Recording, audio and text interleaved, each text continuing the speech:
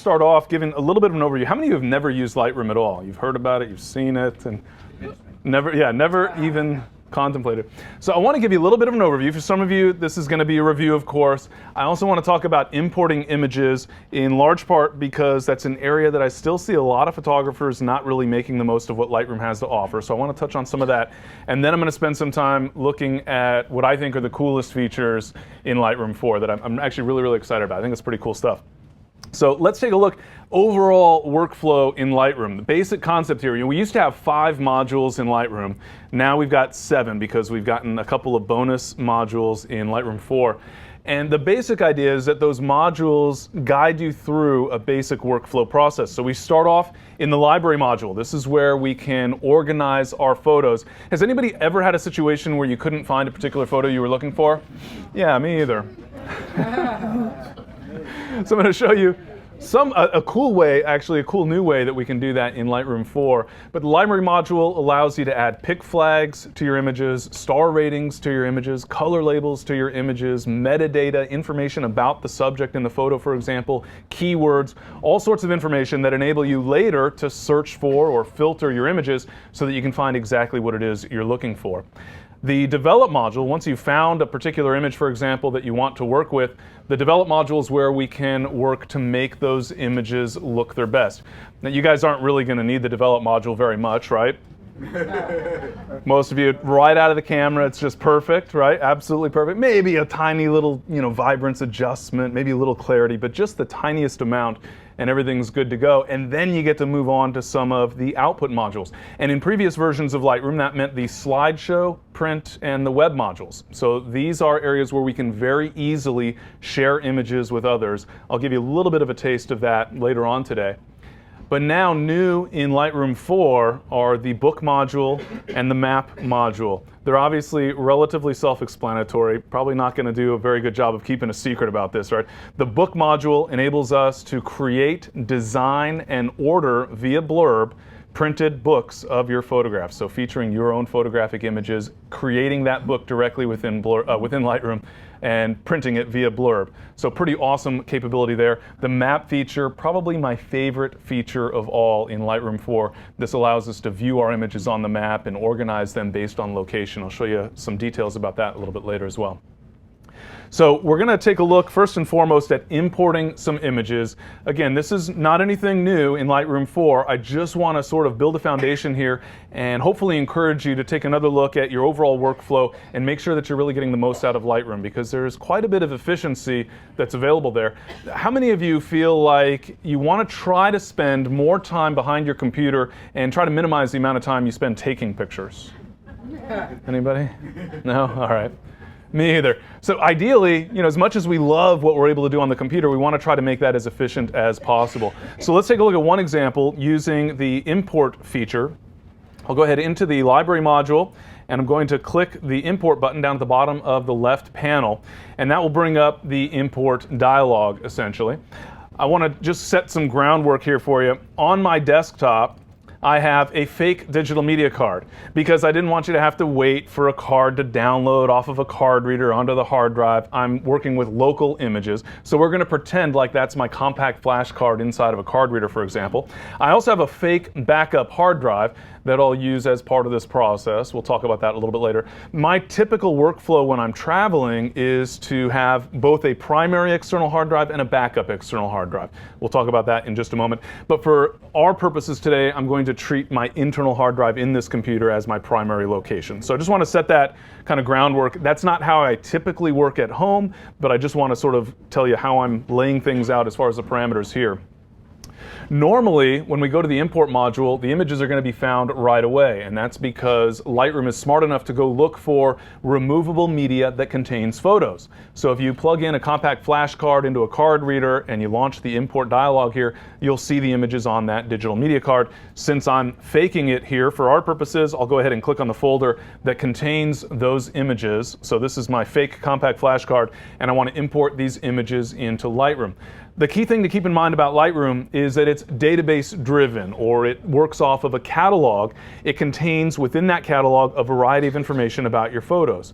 The EXIF information will be stored there. It'll also generate previews and thumbnails. We'll talk about that just a little bit. We can also add keywords and star ratings and all this other metadata. All this information about your photos can be contained within that catalog. And so in order for Lightroom to be able to actually work with the images, we have to go through this import process. Well, once I've identified the images that I actually want to import into Lightroom, I need to decide the action I'm going to take. Do I want to copy as DNG? Do I want to just copy the original files as they are? Do I want to move the images, or do I want to add them to the existing catalog? From my perspective, there's only two real settings that you need to concern yourself with here, and that is to either add to the existing catalog images that are already where they belong, or to copy images from another source, for example, a digital media card. Now, DNG is certainly a great option, but I'm paranoid. I'm never going to delete my original raw captures, and so to convert those raw captures to DNG, to me, there's just not a significant advantage. Sure, I can avoid then having the sidecar XMP file, but I never see those files in the context of Lightroom anyway, so they don't bother me at all. So for images that are on a compact flash card, I want to copy. In theory, I could move them, right? And in theory, I actually want to move them. I want to take them from my digital media card onto my computer's hard drive, for example, and then I don't want them to be on that compact flash card anymore because I want to have room for new pictures. But in reality, being paranoid, I don't want to move them, I want to copy them. Because if I finally do decide to move images from a compact flash card to my hard drive, guess what's going to happen? That's going to be the one time that something goes horribly wrong and I'll lose some images. So I just prefer to use the copy option for images that I'm taking from removable media, for example, and then the add option would be for existing images. So images that have already found their way onto your hard drive, the images you've already accumulated over the years, for example. And so what that really translates into is that probably the first time you use Lightroom, you're going to add a whole bunch of images to the catalog, and then moving forward, you're probably more often than not using that copy option. So in this case, I want to use the copy option. So now I've specified where I'm getting the images from and what I'm doing with them. I can go over to the right panel now, and I'll specify the location where I'm copying the images to.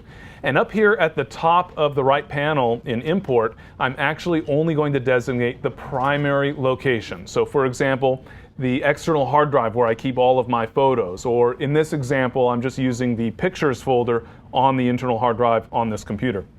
But I'm not specifying the actual folder where I want the images ultimately to live. We'll talk about that in just a moment. Let's take a look at some of the options that are available upon import. Under File Handling, I can render previews. I always use the standard option here. The first two options, Minimal and Embedded plus Sidecar, render relatively small previews, which means as you navigate through your images initially with the library module, you're going to have to wait for them to be rendered on the fly because you don't have a large enough preview to fill that available space on your monitor. And the one-to-one preview I don't generally need. That's something that would be generated automatically if I zoom in on an image to evaluate sharpness, which is a little bit of a superfluous step, right? Because we know every picture is going to be tack sharp, right? You knew that, didn't you? Okay. But if we want to zoom in closely to check for detail, to check for sharpness, the one-to-one preview will be generated on the fly, and there's no sense spending a lot of extra time in Lightroom processing those previews or consuming all the extra hard drive space for every single image, because at least in my experience, you don't need to zoom in on every single photo. You're going to go through the images at sort of a higher level, and then the ones that you think are your best, you'll take a closer look and evaluate sharpness, for example. So leave that option set to standard.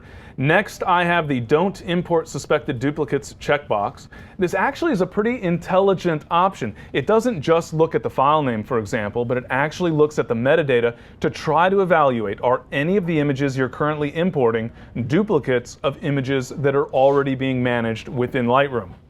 Now, I've never had this happen to me personally, of course. You can all appreciate that, right?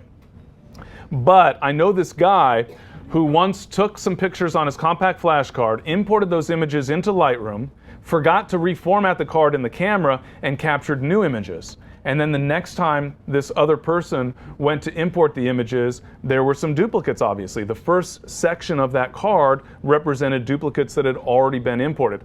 And so I highly encourage you to leave this option turned on to avoid a situation where you've got duplicates floating around inside of Lightroom. Any images that are considered duplicates will be shown here in a dimmed view. None of these images happen to be duplicates. If they had been, you'll see a very dark display. It looks like the light's been turned off behind the photo, essentially. So I do encourage leaving that option turned on, but then do a quick scan to make sure that there aren't any mistaken duplicates, for example, or that you don't have some other issue.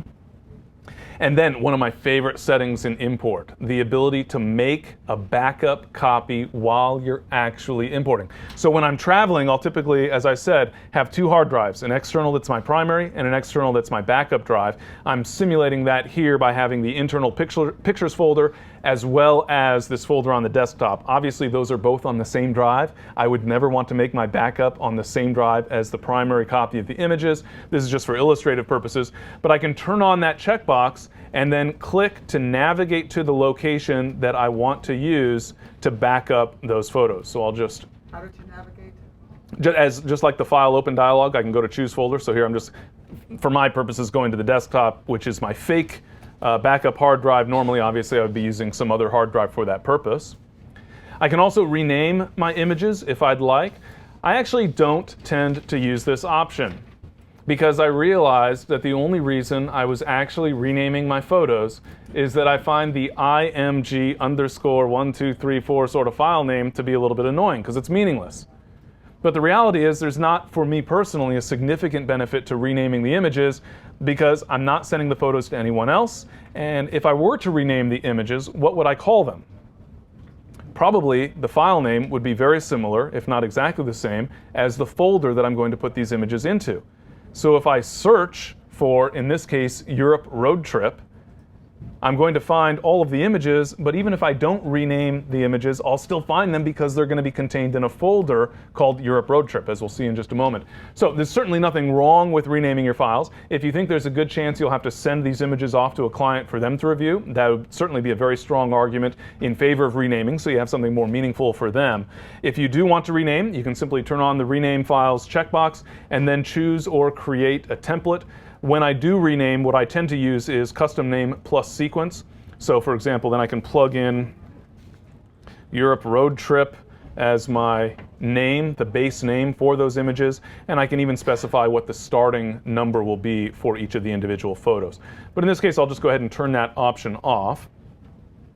Let's scroll down to this Apply During Import section. A couple of interesting things here. First off, we can actually apply develop settings. In the develop module, we're able to create or utilize presets that essentially are preserved or saved settings for our develop adjustments, for the adjustments that we want to apply to the image.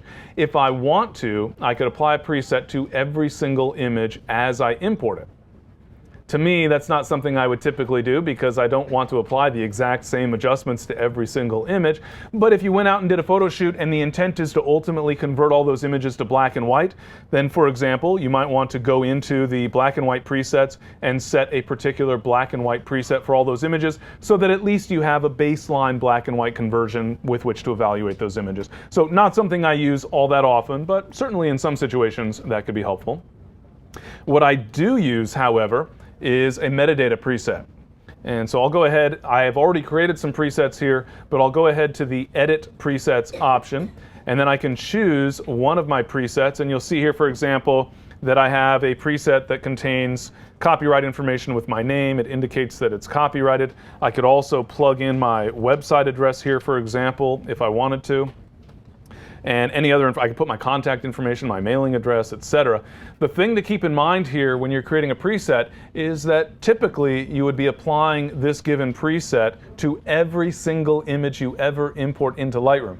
So we're not going to add titles and captions for the images because that's very individual. We're not going to add keywords at this stage because that's going to be individual to a particular photo shoot or even to a particular photo. So just things that are very generic to you particularly. So your business name and your website address and whatever other information that you might want to add. I'll go ahead and just click done in this case, saving those changes. And so now with that Tim Gray copyright metadata preset selected, my metadata will be added into every single image. So in this case, copyright information, so that if anybody were to steal one of my images off of Facebook, open it in one of their image editing applications, look at the metadata and see that it was copyrighted, they would then obviously delete the image from their hard drive immediately and not steal it, because that would be wrong. So, I have a question about that. Yes. Because are you saying that you've paid the money to the Library of Congress on your No, no, I'm just saying that they're my property. Yeah, copyright, one of the misconceptions is that you own the copyright as soon as you submit your paperwork with the Library of Congress. You actually own the copyright as soon as you push that button on the camera. And so this is just putting that information so that everybody will look at it and resist the urge to steal your beautiful photos. We can also, I hope, yeah, if only it were that easy, right? I also oftentimes add keywords to the images upon import. Again, we have to be a little bit careful because we want to make sure that they apply generically to every single image that we're importing at the moment. So here I have images from a European road trip. So what sort of keywords might I add? Europe. Travel. Road trip, yeah, that could be a good one. What about the country? Italy.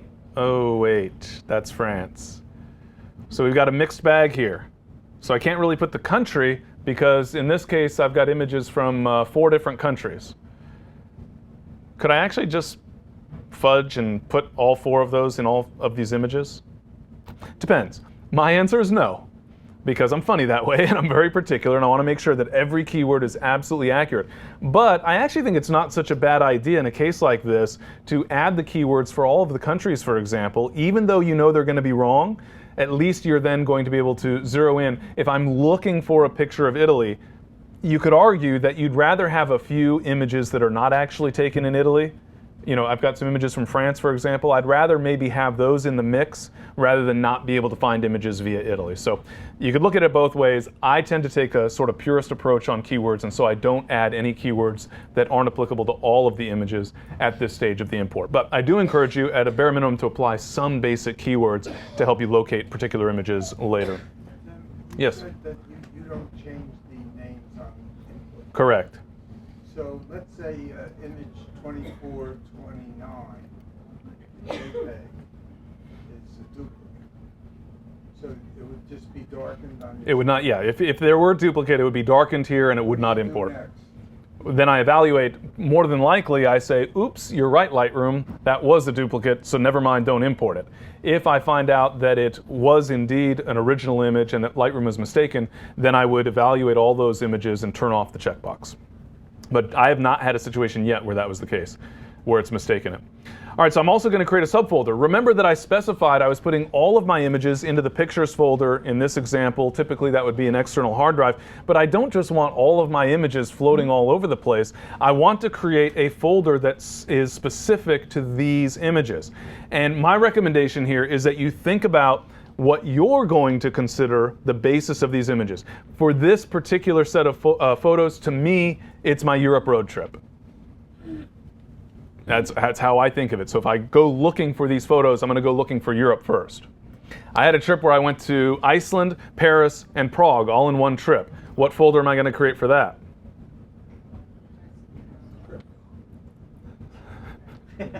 Iceland's part of Europe, in case you're not sure. So yeah, maybe Europe then.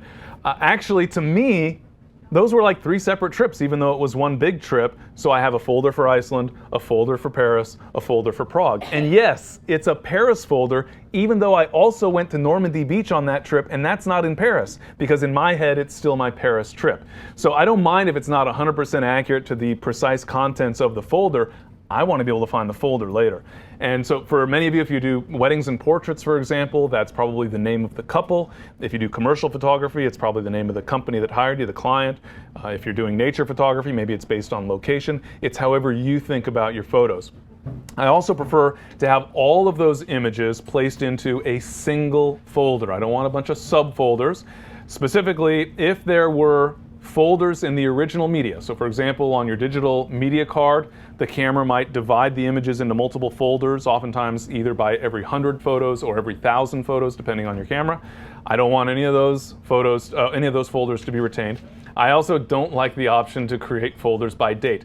The date is in the metadata. I can use the library filter very, very easily to specify a particular date range, a particular year, a particular month, you name it. I don't want my images scattered into multiple folders. I like having them all in one place. All right, so into one folder, specifying a name for that folder. You can see here I've specified Europe road trip, and I also include the month and year just because I find that helpful. So in this case, I've got just September 2001, even though the metadata contains that information. When I'm looking at a list of folders, I just like to know which year it was because sometimes I go to the same place more than once. All right, so I'm creating that folder, and now I'm all done. Now that was a lot of stuff to go through, wasn't it? A lot of different options. But the best part is that these settings are sticky, which means next time I import, most of this is going to be set exactly the same way. And so next time, if I'm importing from the exact same set of images, if I'm importing from the same photo shoot, the same trip, another compact flash card, for example, I only need to update the keywords and make sure the folder is correct. Everything else is fine. Is it creating a new folder in your hard drive? It will create a new folder if that folder doesn't already exist. So yes, it will create, in this case, this Europe road trip folder. So now I'm copying images from my compact flash card. Well, this is all in theory because really I'm doing it fake style, right? But I'm copying images from my compact flash card to my primary hard drive location in a specific folder designated for those images. I'm also making a backup copy onto another hard drive. I'm also possibly renaming those photos. I'm also adding my copyright metadata contact information so that no one will ever steal my pictures, he said with optimism. I'm also adding keywords to the images. I'm doing so many things all at once. And I still see photographers who will download their images with one app or just drag and drop onto their desktop and then sort through them and move them to another location. There's so much efficiency to be had by taking advantage of all that's available here in the import dialog. When it goes, if you send it to the external drive a copy, will it be in the same folder that you've designated here? I'll come to that in a moment. I'm going to hit the import button. All these images now, I think it's like 38 of them, are going to be imported into Lightroom. The previews will be built. You can see the status up at the top left. It's already finished copying the images. Now it's just rendering those previews. While it's working on that, let's go take a look at that fake backup. There's one little frustration. I wish they would change this. It creates a backup based on import date. Now the reality is, if you have a problem where you need to restore from one of these backups, it's probably based on a particular day's worth of photos or part of a day's worth of photos. So in reality, it's not as bad as it seems. My personal preference would be that it organizes it with the same folder structure that you use to import the images. But Sort of like that. fortunately, I've never had to go back and recover from a backup copy like this. So, and I'll keep my fingers crossed that that continues. All right. So again, that's just to give you kind of an overview of that import process, hopefully lay a foundation for many of you. Maybe, obviously, many of you are already importing images into Lightroom, but perhaps some of those settings you weren't taking full advantage of. I really encourage you to do as much right there in Lightroom as you can. You're already going to be importing images, so you might as well import right from the start as you copy images from your compact flash card, for example, and there's so much else that you can take advantage of. Can you show the differences that in the event that you haven't done this with all of your flashcards? You know, you need to start adding it from, you know, what's already there. What are the differences in how you import? Well, the difference with the add option is basically that you don't have any real settings. Oh. So it's a subset of, and it's stuff that we already saw, and it's very, very minimal. Because you're not copying the images, you don't need to make a backup of the images, it's just adding some additional Can't metadata. change the file name or any of that stuff? Correct, because presumably you're doing it from the exact same existing files. Tim, Yeah. question on that backup. Can't you just make a file that's exactly the same as the new one you're making, and rather than it go into a date in your backup external drive? Within the context of the import module? Yeah. Yeah, so the question is, can you change that setting where it's backing up by date? No. I do it all the time. Meaning, could you change it personally? Oh, sure, yeah, you can go back and rename the folder. Is that what you mean? Before you import it. By specifying, it's still going to make a subfolder underneath that, No. in the path that you specify.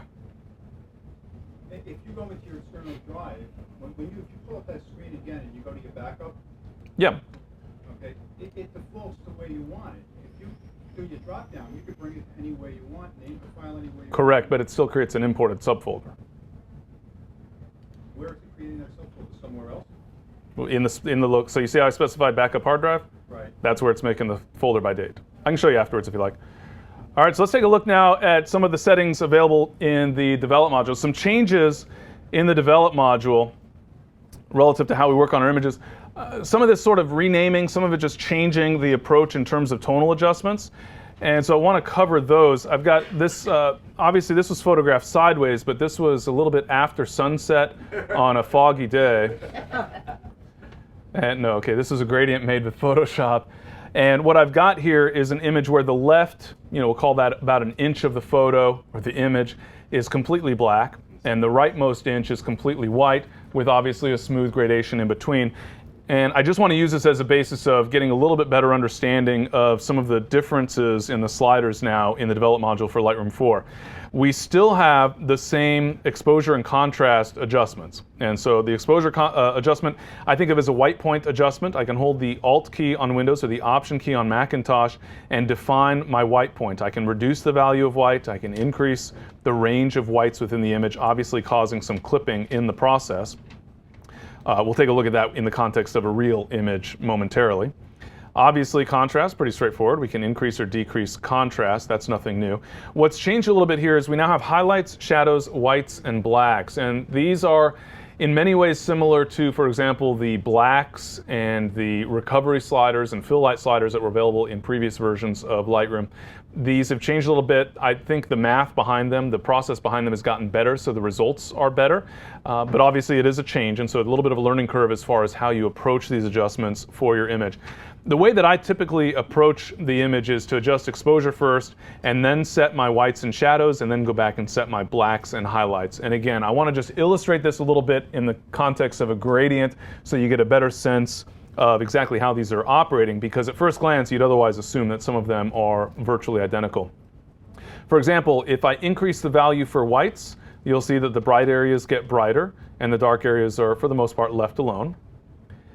All right, so we'll set that up to its plus 100 value, and then we'll set it back to 0. If I take highlights and max that out, wait, that looked exactly the same, didn't it? If we go to our history, though, we can see, if we go here, that is with the whites setting up at plus 100, and that is with the highlights at plus 100. So you can see that highlight setting is preserving more of those, we'll call them sort of mid-tone highlights, right? And so it's a little bit more of an extraction of detail. Think of this sort of like the recovery slider previously. We can also adjust blacks and shadows independently, and again, we'll see a very similar effect. I'll go ahead and reduce the value for blacks, and then bring it back to 0, and I'll reduce the value for shadows, and bring it back to 0. And at first glance, once again, you might assume that they're exactly the same. But if we switch back and forth, we'll go back to this adjustment versus that adjustment. Once again, you see how the shadows is preserving more of that shadow detail. So think of the blacks and the whites as establishing a white point and a black point for the image, whereas shadows and highlights is allowing us to either bring out more detail or tone down the detail. How many of you always want more detail? And how many of you typically want less detail? And how many of you just are indecisive? Depends on the picture, obviously. I tend to be less detail. I fall into that camp. A lot of nature photographers, they want as much detail as they can possibly get out of an image. They want to open up those shadows. I tend to take the opposite approach. So some of that is just a matter of personal preference. Obviously, some of that relates to the image itself. The key thing to keep in mind or to be aware of is that Lightroom 4 now gives us a little bit more control over that process. Let's take a look at a real image. We'll take a look at, well, actually, sort of real. You're not going to believe it's real initially. But I want to use this image to sort of illustrate the concept. As long as we're taking a look at this beautiful picture, this is actually a raw capture. This is part of a sequence. My assumption is that the camera got confused. It was in aperture priority mode, and as I panned across and the sun went into the frame, I think it just didn't recalculate fast enough. That's my assumption. Either that or the shutter stuck is a possibility too. But anyhow, we've got this image that looks like almost completely lost. And so if you were shooting in JPEG, this is all you would have. You really have not much to work with. In RAW, we've got a little bit more flexibility. Look at that. Now it's just an airplane in a hazy, foggy day. Not so much with the whites, right? Because keep in mind, as we saw with the gradient, the whites slider is really focusing on those brightest values in the image. It's not trying to work down into the midtones, and so we don't see much of an effect in the slightly darker area of the plane. Let's take a look at highlights. Whew, it's trying to preserve those midtone values. Let's take a look at exposure. So with exposure, we're actually dramatically pulling down the white point, which is shifting everything else. Whereas notice with highlights and whites, we're focusing our attention on a very specific range without altering those darkest shadows, for example. So we can work independently with those shadows and highlights. Sounds a lot like a tone curve, right? And in a lot of ways, it's very, very similar. What does it do for noise? Does it create more noise going? Does darkening create more noise? No, brightening would reveal more noise. We'll take a look at an example of that a little later. So let me show you a typical approach that I would take with an image, at least theoretically, would be to maximize the tonal range within the photo. So I would typically, for example, increase exposure to establish a white point, holding the Alt key on Windows or the Option key on Macintosh as I increase the value until I start to see pixels appear. That indicates clipping of highlight detail. And I would then back off until most, if not all, of those pixels disappear, and that's maximizing my white point. And now you can see my white point has been maximized, hasn't it? And the detail has not been maximized. Have we actually lost highlight detail in the image? No. But is that working for you? Not so much. Mathematically, we haven't lost any information, but as far as what we see, it certainly looks like we've lost detail. Well, we can recover that, and I typically would recover that with highlights. I'll go ahead and move that slider down to its minimum value and see how we're able to pull back on the detail. We're able to tone down those brightest areas of the image. We're not actually recovering something that didn't exist. We're taking detail that's there, but that we just can't see because the gradations of tonal values are so fine. And so we're essentially pulling back density into those specific areas, focusing our attention just on the highlights. We can also similarly adjust the black. So I'll go ahead and adjust the black point, once again holding the Alt key on Windows, Option key on Macintosh, as I either darken the blacks or add more blacks to the image, or brighten the blacks if I want to remove those blacks from the image. So here I'll just clip just a tiny little bit just so I have good density at the black range. But now I can take a look at shadows, and this is where we get into that discussion of do you want more shadow detail or less shadow detail? It's up to you. For me personally, I would tend to tone down some of that shadow detail to get a more dramatic look to the image. But if you wanted to open up that shadow detail, you certainly could do that as well. And obviously anywhere in between. So with these adjustments, highlights, shadows, whites, and blacks, we're able to exercise a little bit greater control, and I think simpler control with, at least in my experience thus far, better results overall for the images.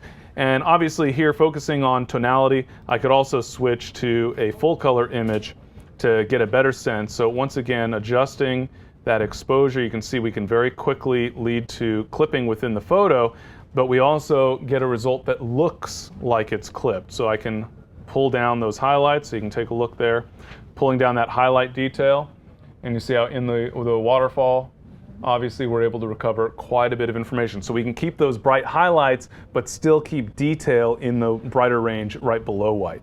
You pretty much do that exposure on all your pictures to start off with? I usually do start with exposure, yeah. Does every image need to have the brightest value set to white? No, but in most cases I would say yes. At least the majority of cases, but not always. All right, and I do tend to set blacks pretty close. I'll usually apply just a little bit of clipping in the blacks, and then for me personally, I do tend to like a little bit more density in the image, a little bit more contrast. So I tend personally, excuse me, to pull down that shadows value. Well, not quite that much, but you get the idea of just darkening down, adding some more density into the image. So maybe something along those lines. All right, yes? Do white balance first, or would you follow up with white balance? I tend to do white balance first, but I also tend to bounce back and forth quite a bit because, you open up the shadow detail and you see a lot more, cooler tones, for example. And so, yeah, I'll tend to kind of bounce back and forth. I tend to try to work, starting from my biggest issue, whatever the biggest problem is, and then work my way down to the smaller issues and the more detailed adjustments. But of course it varies, and a lot of times, one builds upon the other, and so I'll bounce back and forth quite a bit. All right. I'm sorry? Well, contrast, how would that fit into that image that you just did the highlights? Well, by setting, I generally don't adjust contrast much when I've established black and white points independently. So how many have ever photographed under mixed lighting conditions? How many whenever you hear mixed lighting, you get like this tension right here in your shoulders, right? I even actually shot that picture. So one of the challenges, it's funny, when I first heard about this feature I'm going to show you next, I was thinking to myself, well, I don't need that, because I don't shoot under mixed lighting. Sodium vapor, who's shot under sodium vapor lights? No way. That calls for like black and white photography or something, so you don't have to worry about the color. Yeah, mixed lighting, especially when you've got a variety of different color temperature light sources, can be a real challenge. And so when I heard that in Lightroom 4 we were going to be able to apply targeted color temperature adjustments or targeted white balance adjustments, I said, oh, well, that doesn't apply to me. I mean, that's all well and good, but that doesn't apply to me. And then I started to realize, wait a minute, I do shoot under mixed lighting conditions. Even when there's one light source, you might have a situation where, for all intents and purposes, it is a different light source. We've got daylight and shade, for example. And in this case, I feel like the shadows are just too cool. Yes, shadows are going to be a little bit cooler, a little more cyan to blue, but I think in this case, it's just too much. So if only there were a way to apply a targeted color temperature adjustment to paint in the effect only where I want it to warm up the image a little bit. Well, now in Lightroom 4, we have exactly that capability. I'll go ahead and click on the adjustment brush. The adjustment brush, of course, is not new. It's been around, but it's a great little tool for applying a specific adjustment to specific areas. It gives us a subset of our adjustments, so we only have a certain range of adjustments that are available for it. That said, it gives us, I think, most of what we need in the context of targeted adjustments. I'm going to start off with just an extreme exposure adjustment. I've cranked up my exposure here to +4 stops. We'll go ahead and reset this one. So I'm going to adjust the exposure in a dramatic way, not because I actually want to brighten up the shadows, but just so that you can see very clearly exactly where I'm painting. I'll then make sure the auto mask option is turned off. I can adjust the brush size with the left and right square bracket keys and the other settings for the brush, and then simply paint. And now look, white snow. Yeah. So this is an exaggerated adjustment, obviously. I've really cranked up the exposure, +4 stops. Boy, now there's a graduated split neutral density filter, right? And so I've really overexposed the foreground. The intent, again, not to brighten the snow, although now that I think about it, maybe, you ever seen snow that bright? But that makes it much easier for me to see exactly where I'm painting into the image. Well, now, obviously, I don't want to adjust the exposure, or if I did, I don't want to adjust it by that much. I'll go ahead and zero that out. What I do want to adjust is color temperature. And now we have the ability to adjust temperature and tint in a targeted way. So I've painted to define, we'll just call it the lower half of the image. Now that I've defined that area, I can warm it up, or cool it down even more. Now it's, shade under moonlight or something. But then I can find, maybe somewhere, I don't want to eliminate the cool tones altogether, maybe somewhere in that general vicinity, just so that we're getting, a little bit more of what I would consider a more natural look. Maybe I would also enhance contrast in that area. I'll just swing this back and forth just so you can see that we're affecting just that particular area. I might bring the exposure up just a little, et cetera, et cetera. But again, that ability to adjust temperature and tint to a specific area of the photo is new in Lightroom 4. And as I mentioned, at first I thought, I'm never going to use that. Now I'm using it all the time. So.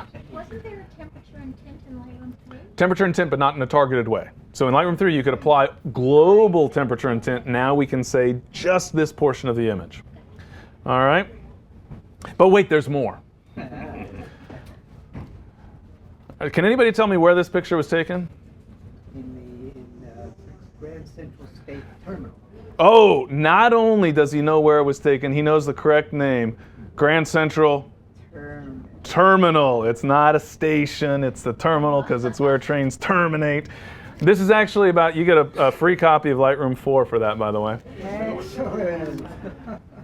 This actually happens to have been photographed about 13 floors, if I remember, 13 stories below ground, if I remember correctly. This I was able to photograph on a really cool tour of Grand Central Terminal here in New York.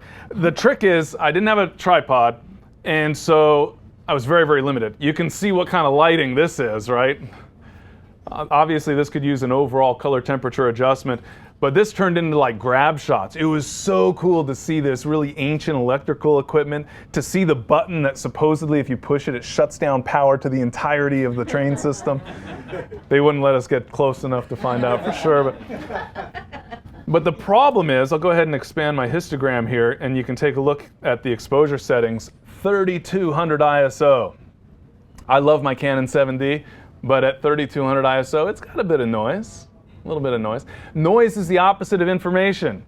And in the context of photography, information is light. So you're going to see the most noise in areas that are the darkest. So we'll go take a look at a dark area here. And what I'm going to do initially, just for the sake of being able to see a little better, look at that beautiful noise. It's abstract. It's abstract, exactly.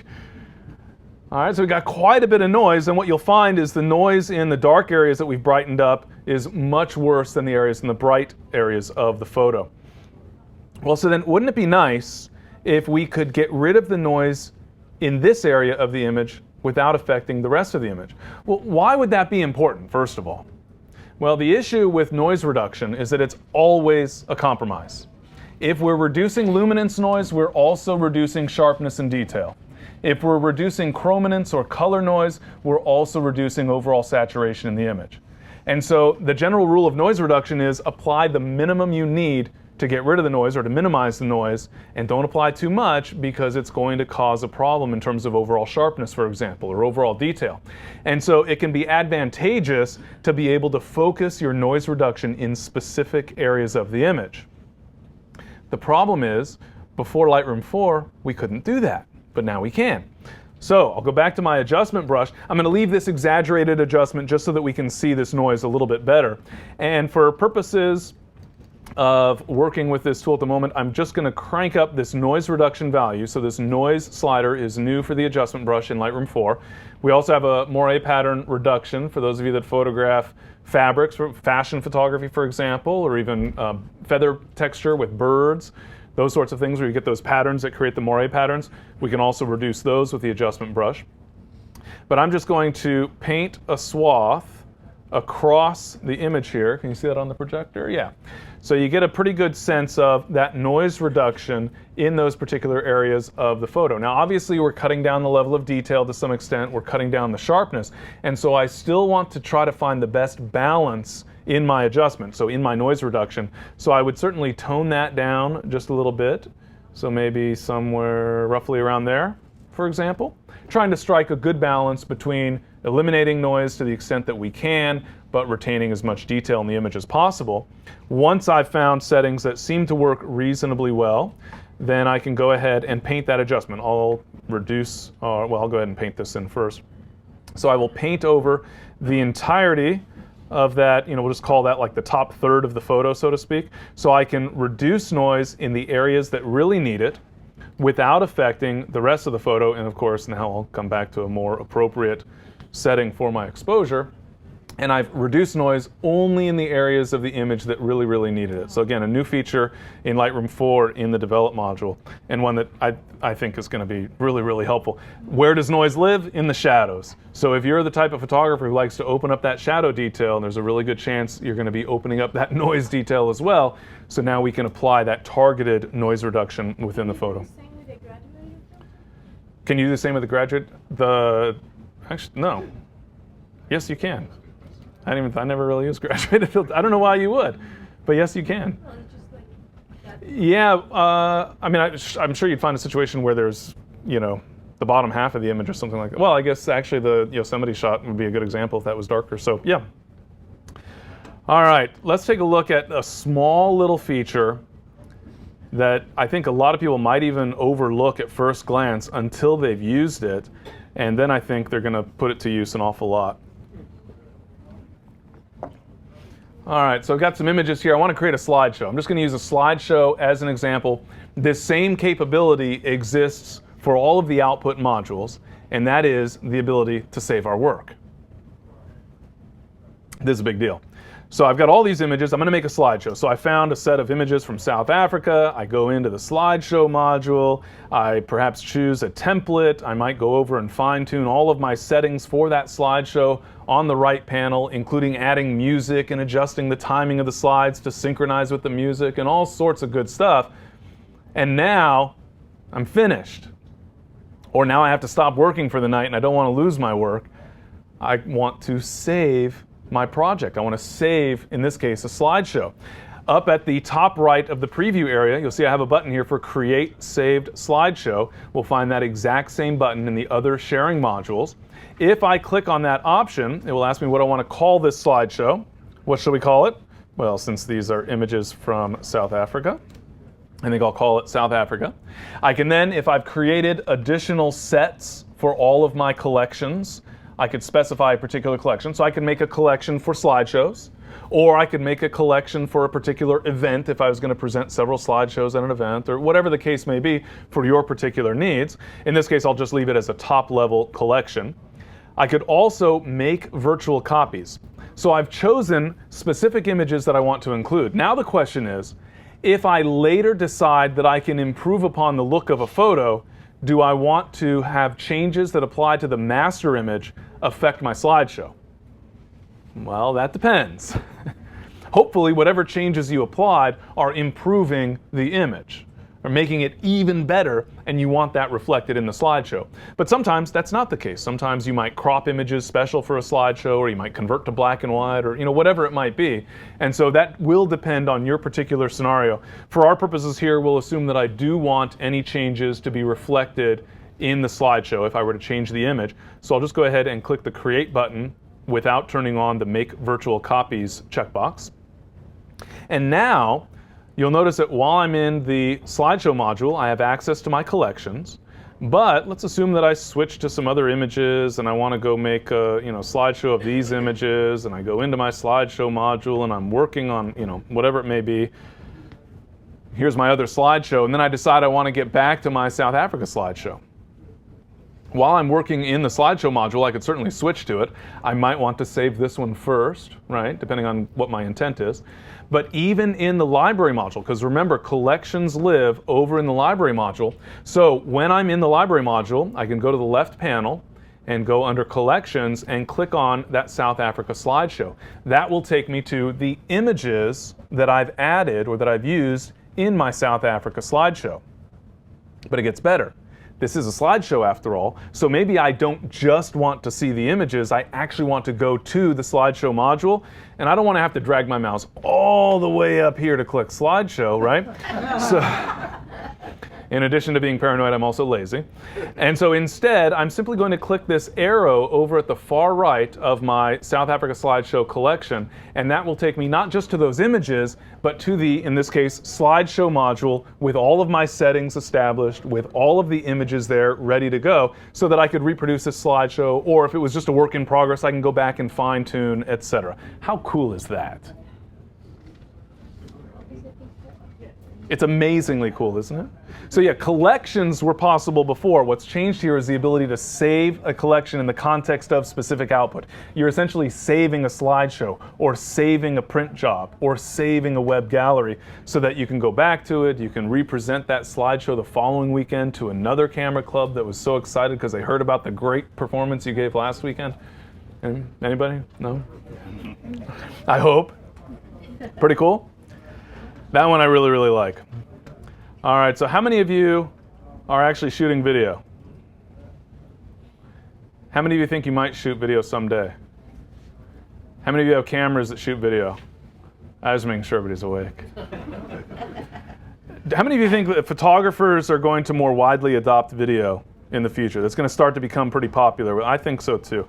It's really cool. It's one of those things, it's a different way of thinking for a photographer. And so And so, you know, not everybody's going to go for it, but I think more and more we'll start to see photographers taking advantage of video. So Lightroom 3 actually supported video. Okay, the slideshow that you were just talking about. Yeah. Let's say you want to put that slideshow on a thumb drive. Mm-hmm. If you want to save a slideshow to share somewhere else, Right. then export it as a video. Okay. Speaking of video. All right, so in Lightroom 3, we could import videos. We could add metadata. You know, we could add keywords, for example, to our videos. It'd be saved within the catalog. But if we wanted to play the video, it had to open in a separate viewer, QuickTime, for example, or Windows Media Player. Wouldn't it be cool if you could play the video just right there? That would be awesome. This is a time lapse photographed in the Alps when I was creating my video training title on time-lapse photography. It's a lot of hard work. I had to visit the Alps, which is grueling in and of itself. I also had to drive a little boat out on a lake for 45 minutes in the sunshine on a beautiful day. But I make these sacrifices for you guys because I care. So I recorded a time lapse of me. Well, not of me, but I recorded a time lapse from my point of view looking out the front of this boat. The trouble is I started recording a little too soon, so we got the videographer who's filming me is in the frame. And number one, I don't want to start the video there, but number two, I also don't want that to be the thumbnail, right? So I've got the video here. Let's go through and find, oh wait, there was a good little frame with the boat. There we go. That's a much better thumbnail, don't you think? Gosh, that's how I want to remember this video. Wouldn't it be cool if we could change this to the thumbnail for the video? So if you send an email to the people at Adobe, maybe they'll agree to do that. Oh, so you can't do that. Actually, maybe they'll do that right now. How about that? So we can set the thumbnail just by clicking on the little control button here and choose Set Poster Frame. And that sets the current frame, so you can go through the scrubby slider and go find whichever point, you know, there we got 3 boats in the frame, so I could set that as my frame, for example, to use as the basis of the thumbnail. How cool is that? It's a little tiny little thing, right? What do you call where you click? What do you call? I don't. You got a name for that button, David? I really don't like buttons that don't have names on them because then I don't know what the heck to call the thing. It's the button on the thing, you know. I'm trying to figure out what to type in. Yeah, the pop-up button at the right of the scrubby, slider. Yeah, and Timer. exactly. So we'll set the poster frame. I'll go ahead and switch it to this here, for example. You see there my preview for that particular video changes to that specific frame. How cool is that? Well, let's get back though to the first problem that we talked about, and that is that we've got the videographer in the frame. So here, theoretically what I would do then, if I was going to play this video for someone else, let's say for you guys, then I might move my slider over here to, oh, there, now she's out of the frame. Well, I'm basically like faking a trim, right? I'm trying to trim the video, cut off the beginning of the video. Wouldn't it be nice if we could just trim the beginning? Yeah, well, we can. So if I click the gear button, see that one I give a name to. If we click the gear button, we'll see this little pop-up. We can scrub through the video if we'd like. I've already positioned my slider where I want to begin my video, so I can just grab this handle over on the left to trim up to that spot. Yeah, YouTube has that now. I've been using YouTube's, but this would be nicer. I can also drag the right the right trim tab in to wherever I'd like. So if I want to shorten my video, for example, I decide, nobody needs to see boats on the lake for that long. Let's just trim it up a little bit. I'll go ahead and hit play here and let this run a little bit. So I can adjust the trim for that video as I see fit. Obviously, normally I would slide through and find just the right spot and then trim to that point, but you can also do it somewhat randomly here just by dragging that handle left or right as needed. Pretty cool? God, we should really post this onto Facebook or something. Doesn't the Facebook world need to see this? The only thing that can make it better. How did you get to the video? I'm sorry? How did you get to the video? I have videos already imported in my catalog, so just by clicking on it. Here, this is a video. I clicked on it. All right, so let's assume we'd like to apply some adjustments. Wouldn't we like a more creative video? Something that just sings out as being special, right? Yes. It's launch day for Photoshop, for Lightroom 4. We should have something really cool going on here, right? So what if we were to change the appearance of the video? That'd be pretty awesome. So, and where do we change the appearance of our photos? We just go into the develop. Oh.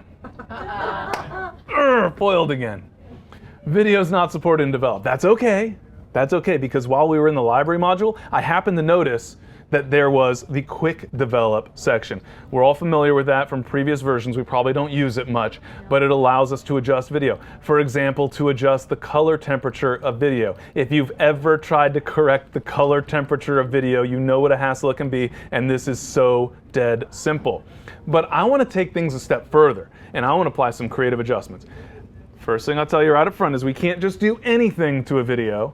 For example, vignetting or film grain, those sorts of things. Just basic tonal and color corrections, but that happens to include split toning. So we're gonna make a wild, wacky split toning video here. Just because why not? Because we can. What is split toning? Split toning, we'll see in a second. All right, so I've got my video selected, but I can't work on it in the develop module, and I don't have split toning in quick develop. What am I going to do? Well, it's easy. I'm going to create a still frame out of this video. So I'm going to click on the button without a name, and I'm going to choose capture frame, and that will grab that still out of that video and put it into a stack with my video so everything stays nice and organized, nice and grouped together. And now I'm working with just a little JPEG image. I can go into the develop module. Now I can do whatever I want, but bear in mind that not everything I can do in the develop module can apply to a video. Split toning can. And so I'm going to convert the image to black and white, and then I'll scroll down to split toning. And split toning allows us to apply one color to the highlights and a different color to the shadows. What color shall we use for the highlights? Anyone? Cyan. Cyan. So right somewhere there-ish. How's that? Close enough? And then what should we use for the shadows? Magenta. How's that? Bad, yeah. But in a good way, right? There we go. How's that looking? Beautiful. But it's still not a video. Now, would you ever really do this to your videos? Apparently I would. I can't really explain why, but we're just having fun with it. But again, just to get a sense of how we can use this process, and hey, as long as we're taking a look at the process, we might as well do some weird, wacky things. So I've applied this adjustment, but only to a still image. How am I going to apply the same adjustment to a video? I'm going to start off by saving a preset. Yeah? So I'll go ahead and save this. What are we going to call this? If I can type. Okay, seriously? That's what you want to do to your video? Okay. And then we're going to go back to the library module. We're going to go back to our actual video. And from Quick Develop, under Saved Preset, we're going to click and go down to User Presets and choose the Seriously preset. And look at this. Oh, now, admit it. You've never before seen a split tone time-lapse video ever in your life, have you? And now you know why. Can you pick a color and only show that color? You could do it as one color, yes, by just... But could you also just keep it to where that color appears? It doesn't, yeah, it could be one color overall, not two colors as in this case. No, what I mean is like the boat was red. Could you have just the boat? No, not in the content, not in video. In a still image, yes, but not in video. All right, so now we've got this weird and wacky, I don't know, what are you going to call this? I don't even know. Extreme video, yeah, what was I thinking? But it gets better, believe it or not. What else can we do? Well, we can actually post this video to Facebook or Flickr. And in fact, this morning before I headed over to B&H, remember that video? Mm-hmm. I posted that directly to my Facebook page via Lightroom version 4. See, somebody liked the class this morning. And I also created, version sort of like what we saw. Notice how you guys tend to pick all the same colors by and large, but posted automatically to Facebook. Let me show you how that's done. Down at the bottom of the left panel, I can take this video, this incredibly interesting video, and simply drag it into Facebook. Now I've already set up my Facebook account, so I've essentially given Lightroom permission to log in as me to my Facebook account and post photos or video into Facebook. I can then publish those. So I'll go into Wall Photos, and you can see here is a new photo to be published. There's the one that I already published earlier today. And here's a new one ready to be published. So all I have to do is click the publish button. Now I'm going to spare my Facebook friends, and I'm not going to send this yet again, because already I think people are thinking that I'm totally nuts, which, you know, is not so far from the truth. But we could simply click publish, and this video gets sent to Facebook. And in fact, let's go ahead and refresh. This might have broken because we'll see it. Yep, there it is. So you can see that I posted a comment to Facebook. I can interact with my Facebook page directly from within the comment section of the right panel of the library module in Lightroom. So you can see I felt that a description was in order, and so I added a comment. And then Russell Brown, you guys know Dr. Brown, don't you, of Adobe, posted a comment saying how nice it was. Well, I'm assuming that's what he meant, that he thought it was wonderful. He didn't comment on the other one. All right, so we can go through then, and I can even add a comment here. Thanks. Wow. It's really hard to type at this angle. There we go. So I can say, thanks, Russell, and add that comment, and then synchronize, and it'll send that comment then up to Facebook. So then on my Facebook page, we can go see that comment. So I can interact directly within the context of the library module. Link yourself to Facebook. You go to the setup. So for example, I'll just show you the Flickr. Since I've already set up Facebook, you can go to Flickr as well. These are included by default, so you'll find these by default. Facebook with a little setup link, which is no longer there because I've set mine up, and Flickr with a setup link. And then you can go in, and the first step is to log in. So you'll see here, for example, the login option. I can click that button, and actually, maybe I've already, no, okay, I haven't. So you can log in with your Flickr, your Yahoo account in order to give an authorization. In this case, I'll just cancel. But once that's set up, then you never have to worry about it down the road. You simply use, in this case, either the Flickr photo stream or post your wall photos or whatever other gallery. And you can also specify the particular settings, how do you want to size the images, etc., depending on the service. Sometimes you have a lot of flexibility, and sometimes not so much. Yes? You can't automatically set it to watermark it when you set it to Facebook. Yes, you can automatically set it to watermark. Watermark was a new feature for Lightroom 3, and you can define a watermark, and with any of the export modules, you can automatically, or any of the sharing modules, you can automatically add a watermark that will, for example, always show up in the bottom right corner with your copyright or your website or what have you. Yes, sir? Can you post to a Facebook business page? I've never been able to figure out how to do that. To my knowledge, no, you cannot post to a page, only to an account on Facebook, in the case of Lightroom. All right, yes? About the video, are the video adjustments also sidecar files so that your original video is always there? No, the video only goes into the catalog. Video adjustments only go into the catalog. All right, so let's get back to my demo images here, and we will take a look at another of the really cool capabilities. Now, how many of you have ever had a situation where you printed an image and you don't feel that it perfectly matched what you saw on your monitor? Anybody ever have this experience? Yeah, one or two of you. Every now and then. Now, of course, the most common scenario, I'll have somebody come up to me at a workshop, for example, and they'll say, my print is too dark. And my response will be, turn on the lights. Because you're working at your computer in the dark, and then you're evaluating the print, and it looks dark. The print requires illumination, right? We have to have some sort of light to reflect off the print, and the experience is very different. A print is never as luminous as what we see on the monitor display, and frankly, most monitor displays, if you don't calibrate it, are about twice as bright as they should be.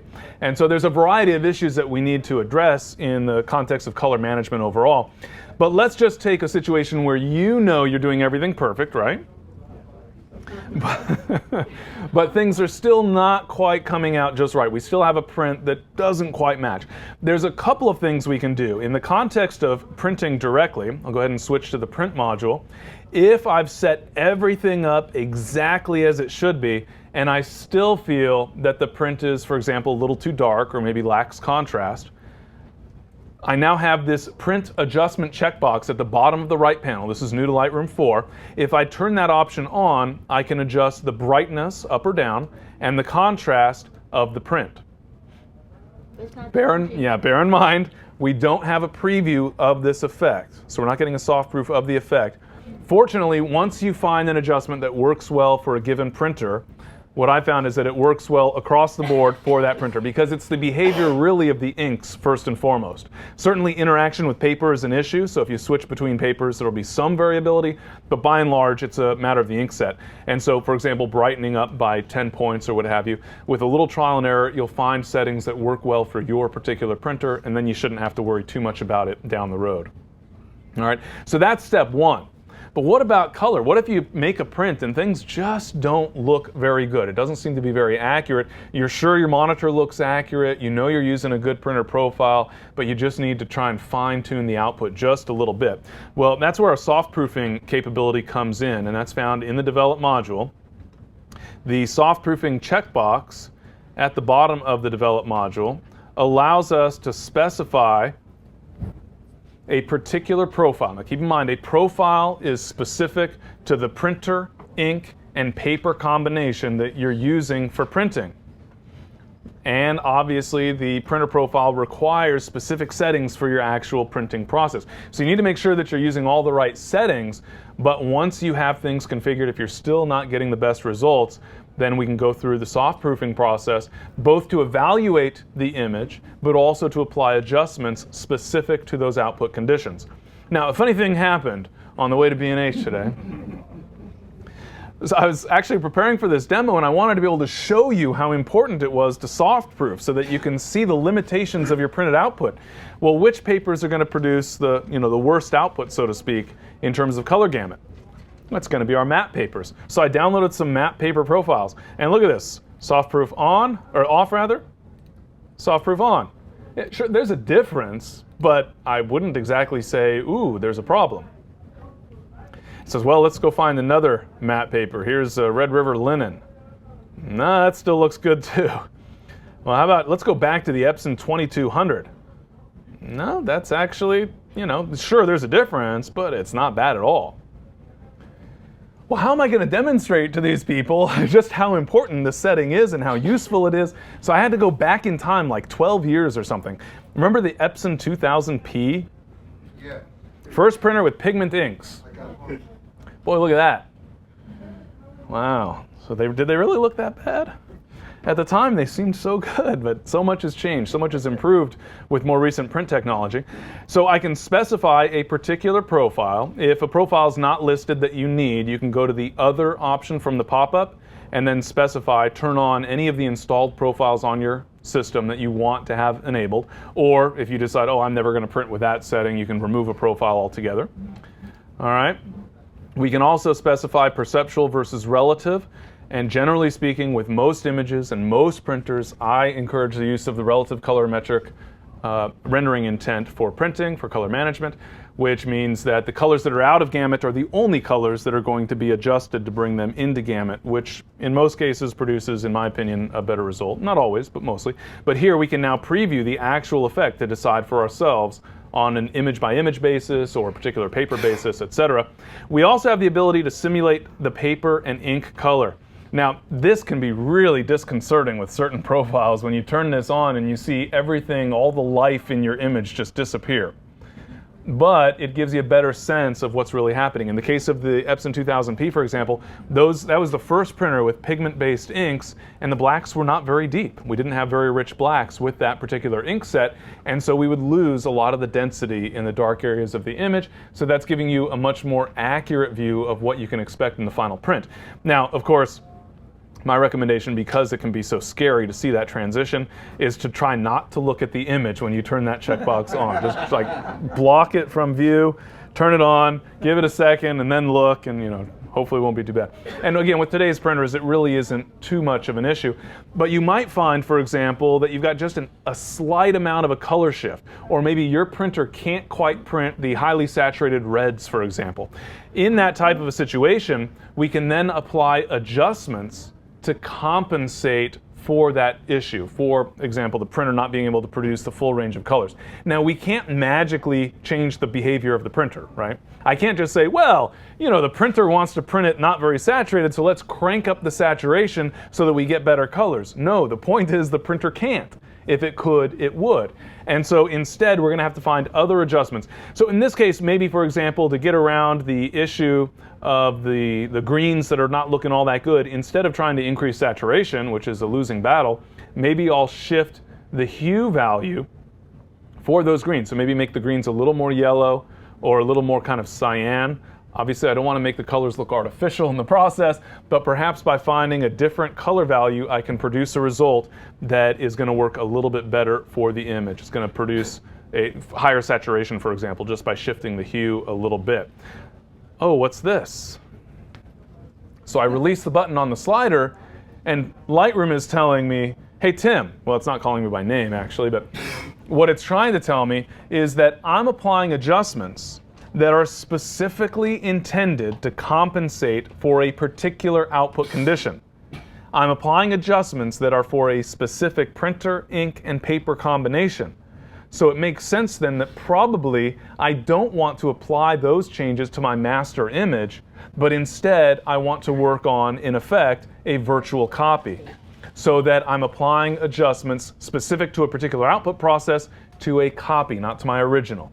All right, so I'll make that virtual copy. It calls it a proof copy. I'll go ahead and click the create button. You can see then that I have a stack with my proof copy added into a stack with the original image, and I can continue. Let's go ahead and just shift the blues around. You can see, for example, trying to find the best value for the sky based on the limitations of this particular printer, et cetera, et cetera. So I can play around with these adjustments and try to improve upon the final output, maybe increasing contrast. This image certainly could use quite a bit of contrast, for example, and so I might try and crank up that contrast. I'm never going to get full density in the blacks with this particular ink that I'm presumably going to print with. And obviously this is a really exaggerated illustration of the concepts involved, but the point is that we do have some flexibility. So I find the soft proofing helpful for a variety of reasons. One is that I can use it as a basis of trying to figure out which paper should I use. I've got a variety of different papers. I've got a variety of different profiles installed. Let's go through. I've already decided, for example, that I'm not going to print it on the 2000p. So let's go and find out what other options might make sense. And in this case, what you'll find is that really all of them will work fine. But sometimes you'll have a glossy paper that is really, really contrasty, or that just, for whatever reason, can't produce certain ranges of colors. You see, a lot of times with reds, for example, we can't get detail in the highly saturated reds, but you'll have different results with different papers. And so you can use the soft proofing to go through and get a better sense of which particular papers are going to work best for a particular image, to determine which rendering intent makes the most sense for a particular image, perceptual versus relative. Unless you have a significant number of out-of-gamut colors, it's not likely to be a real issue for most images. And then, perhaps most importantly, in those situations where it's warranted, we can apply specific adjustments that are aimed at correcting the output to the extent possible. Obviously, any given printer, ink, and paper combination has its own limitations, so we won't necessarily be able to produce a perfect result that's a perfect match of what we see on our monitor, but hopefully we can get pretty darn close. Yes? If you're in that proof module and you hit reset, would it go back to the adjusted raw? Correct, because we've made a virtual copy, so it's going to go back to the original, yeah. They're not the original, but to the adjusted version. All right. So by and large, with most output processes today, you actually find that the differences are not huge. The printers have gotten, the ink set, I suppose I should say most importantly, have gotten to be so good these days that even with pigment-based inks, we really have really good color gamut. So usually I don't find that there's severe issues. I actually find this to be more of a troubleshooting issue and trying to figure out, wait, did I set something wrong, or is there something up with the printer, or is the profile corrupted? But helpful for a variety of reasons. Before, when you were guesstimating how much to adjust Yes, in the print module at the bottom of the right panel, the print module. our print adjustment, yes. It is a little bit of trial and error. You adjust, if we need to brighten the image, you increase a little bit. This is very similar, by the way. Many of you are familiar with the ability to adjust brightness and contrast within the print driver. But my recommended approach to printing is to use a custom profile for the specific printer, ink, and paper combination you're using, and then to apply adjustments in Lightroom or in Photoshop, depending where you're printing from, not in the printer. And in fact, in the print driver, you need to specify for the printer not to adjust the color, so you don't have those sliders available. So this is sort of making those available in a different way, which I think is wonderful. It's says resolution 240, and yet I've heard 300 is the one to use if you want. Yeah, 240 is the default resolution in Lightroom. For most photo inkjet printers, 360 is your best bet. All right. Let's take a look at some more cool stuff. Who wants to see the most amazing, cool feature that I love the most in Lightroom? Anybody? Is it as good as this? Yeah. Is it as good as the duotone time-lapse video? I doubt anything could top that, right? All right, so let's take a look at these images from the Europe road trip that I imported. Now, I want you guys to really appreciate some of the sacrifices that I make for you in the interest of education. I already, I illustrated, for example, spending the time to putz around on a boat on a lake on a sunny, beautiful day in Austria for 45 minutes. That wasn't for me, that was for you guys, right? And similarly, another sacrifice that I made is I actually took a road trip through Europe, and I used my iPhone the entire time. I had my SLR with me, but I used my iPhone. Why did I use my iPhone? Because my iPhone includes GPS capabilities. And so my iPhone can remember where I was when I took a picture. Really, really cool. And we'll see some of the, issues that are involved there. But the point is that when I capture a picture on my iPhone, it knows where I was. Even if, as with my Europe road trip, my phone was set to airplane mode because I was too cheap to pay $1 a minute to call anybody. So I just turned off the phone, basically. I left the power on, of course, but set it to airplane mode with data turned off. I didn't want it to pay for anything extra, but the phone is still able to track the GPS satellites and record that information in metadata for the photos. How cool is that? And I left my SLR in my camera bag and only used the iPhone so that I could show you these images on the map. That and the shutter had just failed on my SLR. But still. Let's take a look at the, woo! Look! Pictures on the map. Pictures on the map. I didn't do anything, I swear. You saw me import these pictures, right? I didn't put any GPS coordinates. I don't even know what a latitude is or a longitude or whatever. I don't know any, which way's longitude? I don't know.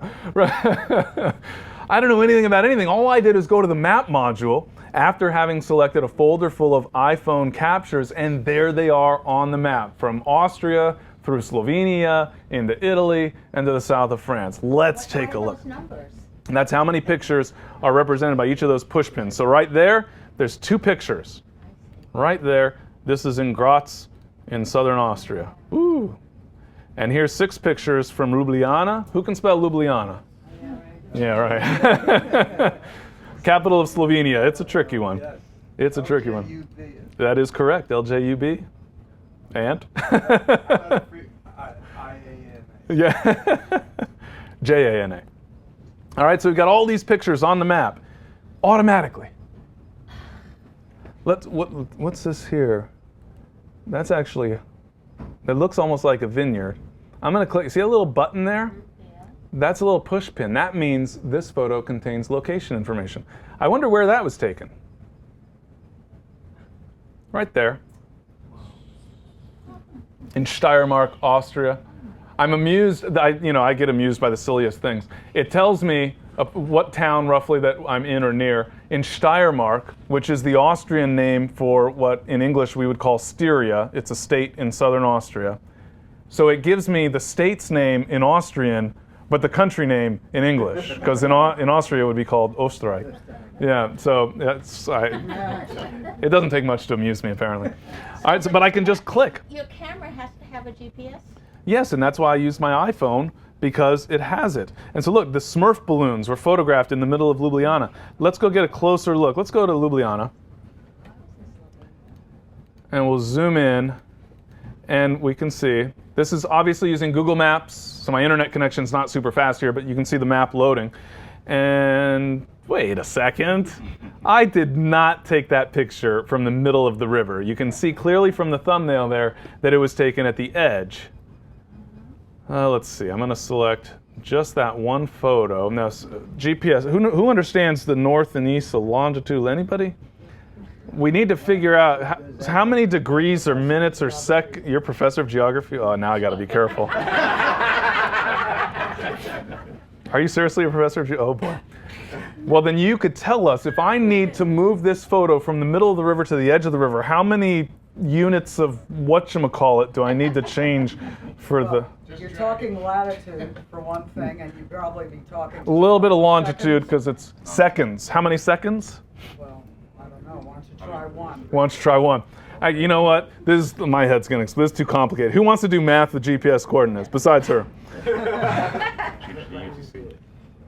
So this is the picture. See, you can see from the thumbnail. I mouse over the thumbnail, the push pin. You can see clearly I was standing at the edge of this river in the middle of Ljubljana. But it was over here. If only I could figure out the math. Even with the professor of geography, we're having a little difficult. You know what? I'm just going to put it right there. How cool is that? Always playing games, that Tim. You can do that now with photos that are not...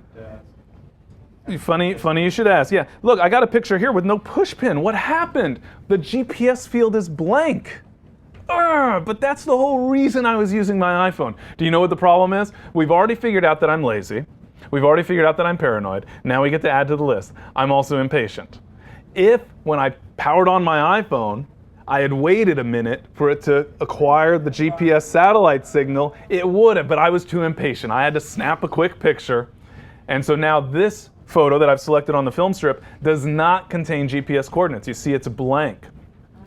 Now with the last image, based on our geography professor, we think it only changed by like a couple seconds in terms of those GPS values.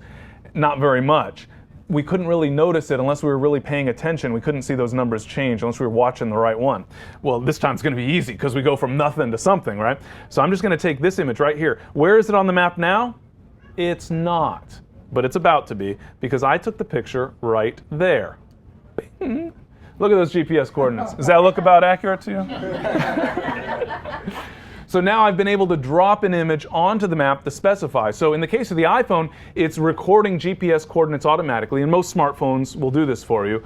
But of course, if we don't give it enough time to actually acquire enough satellite signals, the GPS satellites, or if we're in a position, if we're indoors, for example, or let's say we're in a big city and we're in between buildings going down 7th Avenue and we can't get quite enough GPS satellite signals to get an accurate fix on our position, things might be a little bit inaccurate. But it'll at least get us pretty close in most cases. And here, roughly half of the pictures ended up with GPS coordinates on them. That's a pretty good starting point, right? And so I can go through and I can find, here is this image on the map. And yet, if we look at the thumbnail, it's very clear that I was not standing in the middle of the street when I took this picture. It gets more interesting. Let's switch to satellite view. Yes, I did. And we're going to zoom in a little bit. Now, the funny thing is, if you look closely, I think you can see me standing in the street. No, but it gets better because look, there's the car that swerved to avoid me. But in fact, no. Here's. It was aiming to hit you. It was trying to hit me. Here's the photo. You can see the blue umbrellas. They're right there on the beach in Nice, France. I happen to have been standing right over here when I took the picture. So let's correct that because we can't have any inaccuracies in our GPS information. So I can fine-tune the position of all my images on the map. So you need to buy a camera. Yeah, how many of you now are ready to abandon your digital SLR and shoot everything with your smartphone? I won, yeah. It's tempting, isn't it? You don't have to. That class is coming. Yeah, exactly. Believe me, I saved even better stuff for next.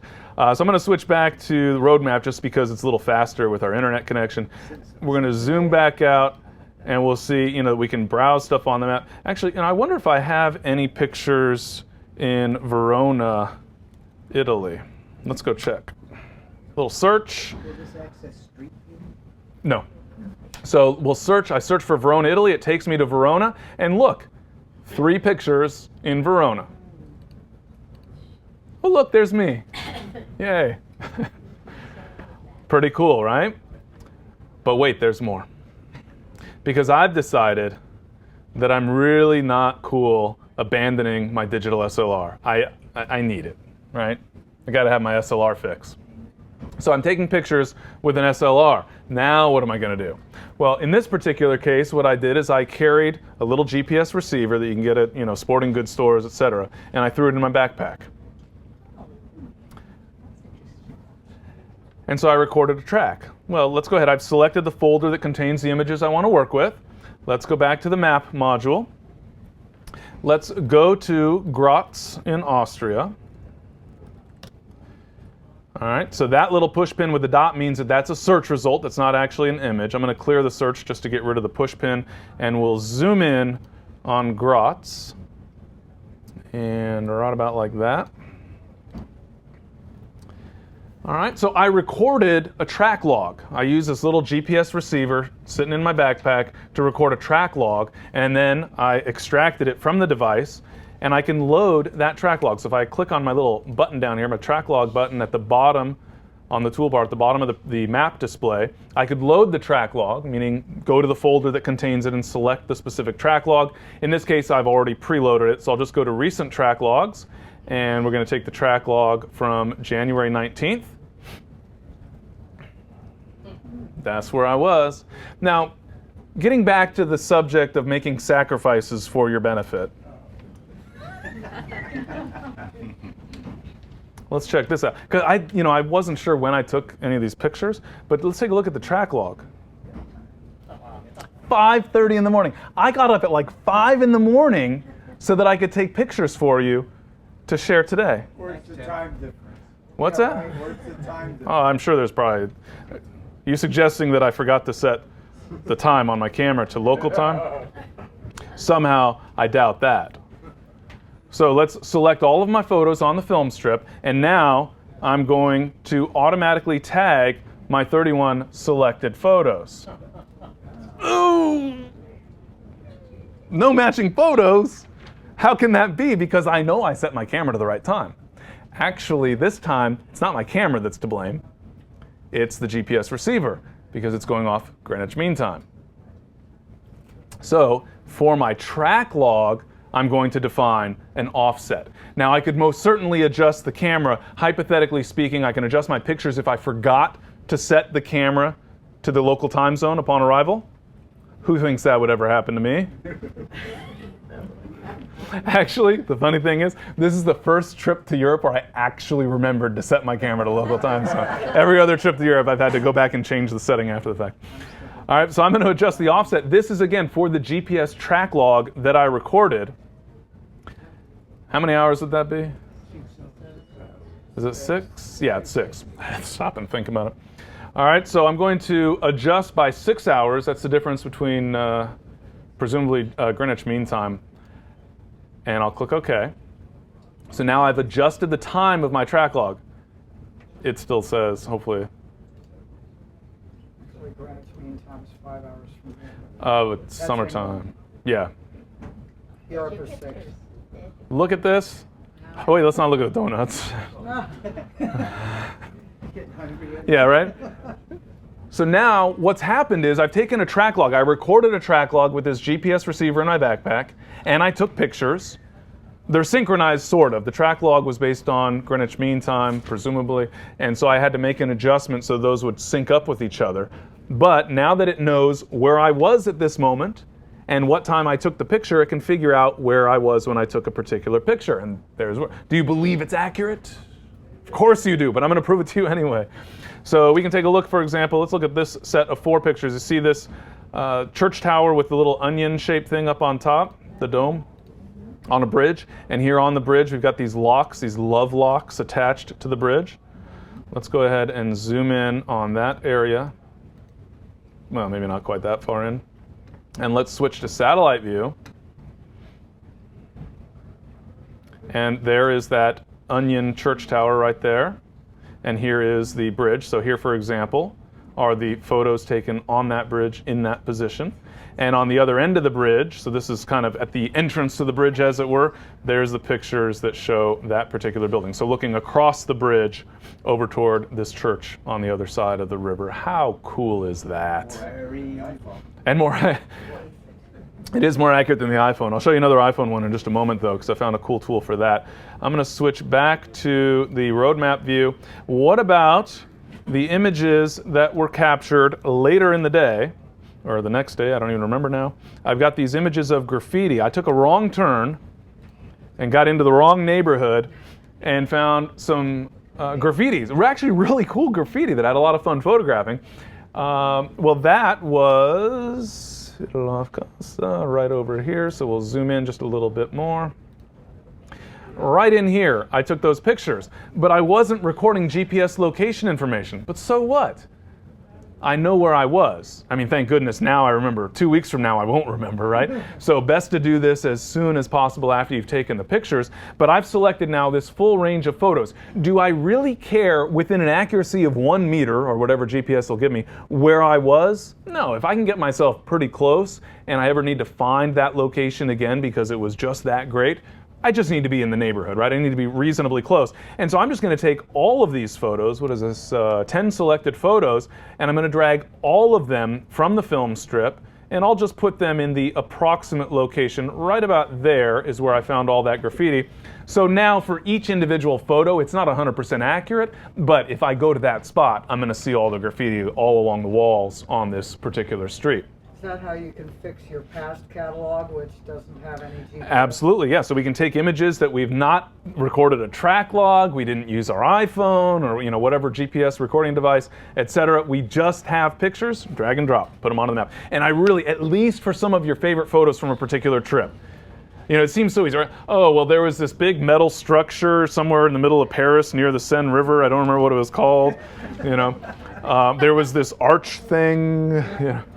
Obviously there's certain places where we're just going to know. But then there's like the little lauderie. Actually now we got a lauderie here in New York who what do you call them? Macaroons. All right, so we got one here from Paris. But the one in Paris, it's like this little hole in the wall place. It's really hard to find. You can walk right past it except for purple or cyan or whatever color it is. But the point is you're going to find lots of little places along the way. And so to either record a track log or to just drag images onto the map, how cool is that? Because now we can even reverse engineer what the location was. We can have it add in, for example, that this was in Graz, in Steiermark, Austria, etc. Let's take a look at one more track log just for fun. Tim, how much does the receiver go for, and what kind of storage do you get in it? The store, I don't know what the actual number is on the receiver. It's really cheap, less than $100. iPhone app, I've got an iPhone app. I can look it up afterwards how to search for it. The one I've got is phenomenal. And it's like $4, I think it was, or $2, either $2 or $4, I don't remember, but phenomenal. This is one that I recorded with an app for the iPhone, and this again shows I wasn't actually over here. I actually started over here, but when I first started recording, I didn't wait for the app to say, okay, we've got a good signal, you can start recording now. I just said, yeah, I just start and it'll catch up and I'm just gonna go take pictures. And so initially it said, oh yeah, I think you're over here. Oh wait, no, you're over here. So it just kind of zipped me all the way over there on the track log, but that's okay because I didn't start taking pictures until I was over here. And this, for those of you that follow my blog, I posted a video of these little month-old owlets, and it was adorable. And this is my track log wandering around photographing these owls that were up in a tree. This is one of those situations where if you plot the images, I'm not sure if I have them, and I don't know, I do. Let's give it a shot just in case it actually works. I'm not sure if these are synchronized, and I'm not gonna worry about, yeah, there we go. This is one of those situations where you're never gonna question the accuracy, right? Because you're all over the place, dipping and diving all over this little area, photographing, these owls up in the tree, or leaves on the water. Let's see, so there's little baby owls up in there, etc. I could, where in Clearwater was this? I don't know. Hold on a sec. Right near Reem Wilson Park, right? This was about a week or so ago, so they probably started flying by now. But again, I'll zoom back out here and we can see there's the particular, that's the location. So near Clearwater, Florida. I'm not sure if it's in Clearwater proper. But point being is that now, let's say next year somebody tells me there's another nest with, these were great horned owls in that same park. Yeah, I wasn't driving and I don't know Florida that well. I know that I was on the Gulf Coast and that's about it. And so to try to find that park again, looking around on a map, I would have absolutely no idea whatsoever. So just basic things like this. And I can't tell you how many times I've run into situations where it's like, oh, where was that photo? The first time, let's go back over to this and oops, wrong folder. Back to those images. this photo here, the first time that I was in the Palouse region of eastern Washington State, I thought this was a one-off trip. And I thought, oh, I don't need to know where this farmhouse is. And then I got this picture. I'm like, that was awesome. Got great clouds. Imagine if I could go there during harvest. Or imagine if I went there and it was canola fields instead of wheat around this old abandoned farmhouse. Or imagine, but I thought I was never going to go back, so I didn't bother making notes of what road it was on or what have you. Then the next year I decided to run another workshop out there. And now every year I'm running a workshop in the Palouse region of eastern Washington. Thank goodness I marked it on a physical map so that I can actually get back. But being able to embed this GPS information directly in your photos right here in Lightroom, and it does go into the metadata. You can export that metadata out to the photo so you've got access to it from anywhere. To me, this is just phenomenal. I mean, it opens up so many possibilities in terms of keeping your images organized by location, being able to browse, just going in and, sometimes, do you ever, this is an interesting question, do you ever have the experience of like, I don't know where I want to go for my summer vacation, let's just look at a map, right? To be so lucky, right? But what about like, gosh, I don't know, what sort of photos, sometimes just looking at the map and saying, I don't know, what sort of images would be good for such and such a project? Well, let me go back into all photos so we can actually see them all. Being able to just say, well, let's see, I've got some stuff in Europe and I've got some stuff over there in Florida. I don't know, what seems interesting? And Europe seems kind of cool. And just this discoverability, this ability to just kind of browse through your images, I think is huge all by itself. But then to be able to figure out where you took a photo, I mean, the sky's the limit. I think it's just so awesome. I'm really excited about this capability in Lightroom 4. What's the name of that device again? I'm sorry? Yes. Oh yeah, because it's embedded, yes. Flickr, for example, supports GPS so you can see images on the map. Facebook, I know they've got that check-in map feature, but I don't think they support that for images yet, but I'm sure at some point they will. But yes, point being, Flickr definitely, and I'm sure other services will follow suit with that at some point. Although there's always, the privacy thing, so it gets a little bit muddled in that regard. And you can turn that off in Flickr, by the way. Actually, I think it's off by default. I think. But anyway. All right. Whew. How cool is that? Love it. Let's take a look at the book module. Now this one also, this contending for my favorite feature. I'd call this, my second favorite feature, just because to me I think the maps provide so much utility for organizing your images and just having fun. I mean, I happen to love maps anyway, but just to be able to get in there and find your images and see where they were and just have fun with it, I think is so cool. And so I have a tendency now to record a track log on any, worth noting type of photo outing. I mean, if I'm just, wandering the streets, maybe not so much. But, anytime I'm somewhere that I think I might want to know the location, just record a track log just in case. It's really, really easy. What's the name of the device again? There's a bunch of just GPS little receivers that record your location information. If you've got a smartphone, there's a bunch of apps. Afterwards, I can show you the app that I use. I'm sorry? If you shoot Nikon, they make a GP one. Yeah, there's also, exactly, you can, that one attaches the hot shoe. Some point and shoot cameras include GPS receivers built in. So, I mean, there's more and more options. I want them built into SLRs, and I'm hoping soon that we'll have that, but I keep waiting. But eventually we'll get there. All right, so let's take a look at books. How many of you have published coffee table books in the past or dreamed of publishing coffee table books? And how many of you used Blurb to print your own books? Now we have Blurb integration via the book module in Lightroom. I'm sure in the future this will be opened up to other publishers as well. Quite honestly, most of the print providers that are producing books are using either the same or very similar print output. So you'll typically get similar results. And to me, the integration in Lightroom makes it just a no-brainer as far as using Blurb for that purpose. And I've been pretty happy with the results I've gotten with Blurb in any event. Plus, the first book that you buy through Lightroom via Blurb, you get a 20% discount. That's not bad, huh? So let's make a book. I've selected some images. I've got just a set of birds from Florida, in this case, that we'll use as the basis of a book. Am I sure about that price? I don't know, we'll find out. The minimum is 20 pages. So yeah, the price initially would reflect a minimum of 20 pages. We'll see. Depending on the decisions you guys make, the price could be very reasonable or very, very expensive. Let's take a look. What size book shall we produce? You see, it's always... The first group today actually said, let's just make a little small one. But ever since, yeah. So we're going to make the big square. Is that what you want? 104 pages. Yeah, 104 pages. All right, so we'll go ahead and create that layout. Already we're up to $63, you guys. Do we want hardcover with an image wrap or a dust jacket? Oh, we got to go image wrapper. And which paper do we want to use? Yeah, of course you want to use the most expensive one. Yeah. Just leave your credit cards up at the front. And we also have the option to turn off the logo page. So at the very back of the book, there will be a blurb logo if you want to get rid of it. There is a discount if you let the logo stay. Obviously, a little self-promotion. All right, so you can see the estimated price, but that's without putting our images in. That's one copy. Now, of course, I can add individual pages. I can decide on a specific number of pages, for example, before I get started. In this case, just in the interest of time, I'm going to let Lightroom do all the work for me and just create a very basic book. I'll go ahead and specify one photo per page, and I'll just click the Auto Layout button. This is based on all the images that are on the film strip, obviously, and it's using each image once. So then I can scroll through and decide if I want to make any changes. Now, this is obviously a very simple design. I've got just one image per page, not all that exciting. They're all flat edge. Yeah, they're all full bleed at the moment, but I can change that. First thing I think I'll probably do is change the cover. So I've got a front cover and back cover, obviously, since you guys opted for the nice wraparound cover.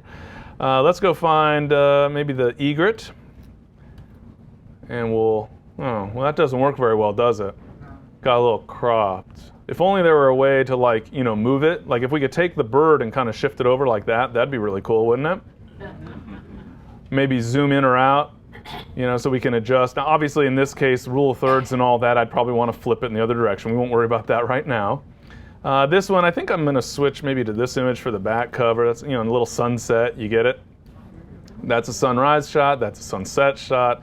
We can adjust the zoom setting. We can drag the image around, et cetera, et cetera. We can even put a name on the spine. What should we call this? Bird book.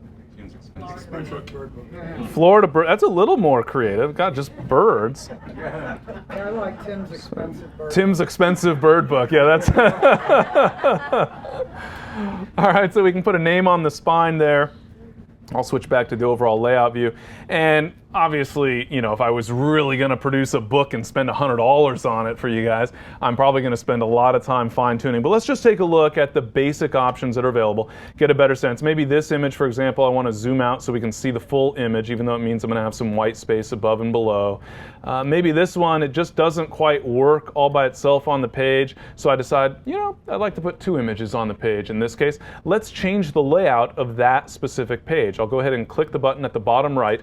How many photos would you like to have on this page? 6.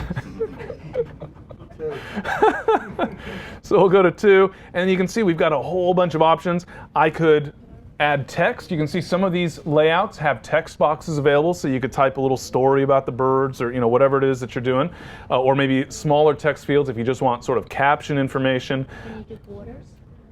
Yeah, we can do all sorts of layout. I'll show you some of the layout stuff in a moment. We'll go ahead and adjust. This image actually was a tight shot. Let's go find another vertical to drop in there, maybe something like that, and fine-tune the position, et cetera, et cetera. So we can drag and drop, we can replace photos, and whatever it is that we'd like.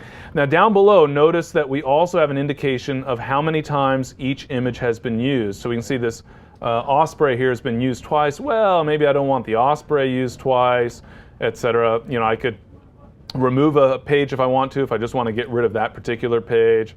Let's adjust the position of that guy, et cetera, et cetera. These images are low-res JPEGs for preview purposes.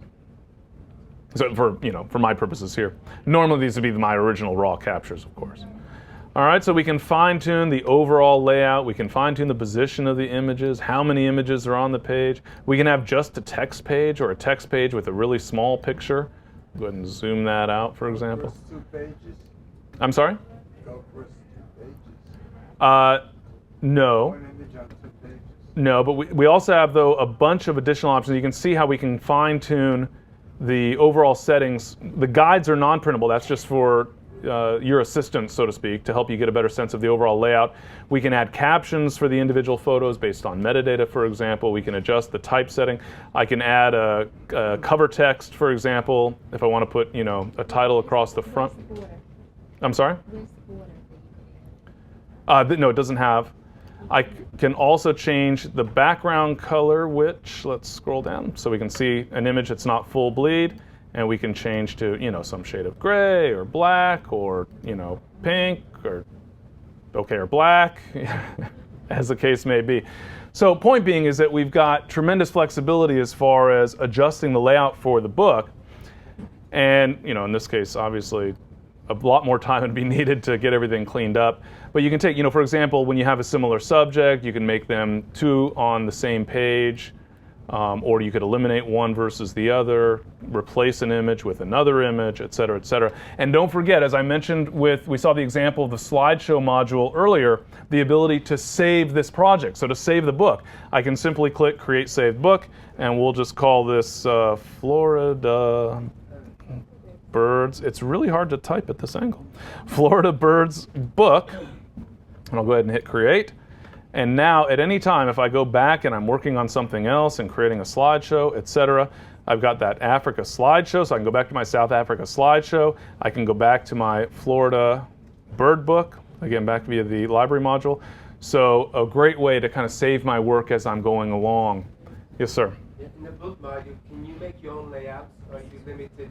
No, you're limited. That Verb gives you? Correct. You're limited to the layouts that are available there. You probably could go across 2 pages by blowing everything up. True. I'm The half on one. Yeah, you could find a way to finagle it. Yeah. Can you pull up grid lines like you can in the regular blurb?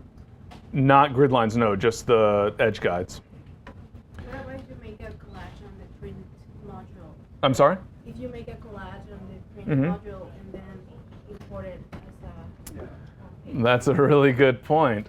If you make a custom layout, a collage in the print module using that as the page, you can, but what you would have to do is export it like a JPEG. Yeah, either as a TIFF or a JPEG, print it to a JPEG or export it and re-import it. So yeah, you should make a note of that one, Dave. That's a good little, being able to take the custom page layouts in the print module and use that as a page layout, just as an image essentially, without having to export and re-import. Can you name that feature after her when it gets added? All right, so pretty cool. Now, if you don't want to use Blurb, you could certainly export your book as a PDF. This will create a separate PDF for the cover layout, as well as for the interior pages. But you can also simply click at the bottom of the right panel, Send Book to Blurb, and it'll give you a summary. $102 for this 32-page book that we've created here. We can log in with our email address and password. So you guys opted for a nice, big, high-quality 32-page book. So we've upped the price a little bit. But for a more simple, around a 20-page book, usually for the smaller size with the lesser print quality, then it's more in the $20 to $30 range, which I think is pretty awesome. So you can simply log in, enter your credentials here, or create an account if you don't have one already, and then simply upload the book. Lightroom will then process all of your images, all those page layouts, upload all of that information up to Blurb, log you into your Blurb account in your web browser. You can go in there and place your order for 1, 2, 3, 4, 5, 6, 7, yeah. No, not really. But for lots and lots of copies of that book that you can then go, sell all the places. Give you a free 20-page book. Really? Yeah, I think it's 8 by 8. That's not bad. Yeah, as I mentioned, your first book that you order through Blurb out of Lightroom, 20% discount. So, save that for, well, actually don't save that, but you got to use it on your first one. But, make your first one the big one, right? You're getting that discount. All right, what do you guys think? Lightroom 4 pretty cool? Yeah. Pretty awesome. Some really, really cool features. Oh, one more, actually. This one, it's one of these little things that doesn't get talked about very much. But let's say as you're working on your images here, you say, boy, my mom sure would like to see that picture of a great blue heron. Whose mom wouldn't love that? My mom probably doesn't even like birds. I'll have to ask her now. But I want to email this photo to someone. Very, very easy. I select a picture. And I'm in the library module here. I can select a picture and choose email photo from the file menu. How awesome is that? You do obviously have to configure your email account the first time. You can use Gmail, AOL, Hotmail, right? Yahoo. So, all the major ones, essentially. Mac Mail. You say how you did that again? Just file, email, photo. Can you resize it? Because sometimes it's too large. Yep, right down here you see your pop-up settings. It automatically, the default is 500 pixels on the long side, which, you know, is pretty decent for email, but you can set this to a larger. Or, you know, my mom's going to want to zoom in and take a really close look. We'll send her the full high-res version of it. So super, super simple. Another really, it's one of those small little things that I think you'll probably find yourself using an awful lot. Even if you're, you know, weird like me, I'll email myself photos because I need to use them for a blog, or I'm on the road. It's just easier to send it, or I need to show somebody something, and it's easier via Lightroom just email it to myself rather than trying to export it and copy to some other medium. So all sorts. In the library module, I've just selected the photo. Yeah, of course. We haven't discussed it all, and Lightroom 2, this drives me crazy. You can only put a border around a picture when you're in the print module. But sometimes I want to export a picture with a border, and I was not able to do that ever in Lightroom 3. Can you do that in Lightroom 4? I don't know. Let's go find out. Do you know the answer to that, Dan? Did they add stroke? No, in export, so no. But you could. Right, yeah. You can also add a stroke in the print module and print it to a JPEG. It's, you know, it's not exactly the same. I want to export it into a flash drive to show it somewhere. Well, printing to a JPEG. You could print to a JPEG to produce the same basic result. Printing it. I understand, but to a file, not to a piece of paper. All right. So who's going to run out and buy Lightroom 4? Well, he's not. Where's our win? Right there. So he's not, because he won a copy. But the rest of you guys can get 15% off today only. Pretty cool. I've got the list. I think some of you already signed up. Even if you're already on my Ask Tim Gray email newsletter list, you might want to put your email on the list again if you haven't already. We'll email you a little later today a code for 20% off my new Lightroom 4 video training titles. There's 4 of them that are out today. And 2 people per session will win a free copy of my Getting Started in Lightroom 4 video training title. So if you haven't, even if you're already on the Ask Tim Gray list, you can throw your email on there to enter to win. Are we on question and answer? Now we're on question and answer. Well, first let's hear it for Lightroom 4. And thank you to B&H for hosting this. Thanks to Adobe for sponsoring and giving us this great opportunity. For more information, please visit us online, give us a call, or stop by our New York City Superstore. You can also connect with us on the web.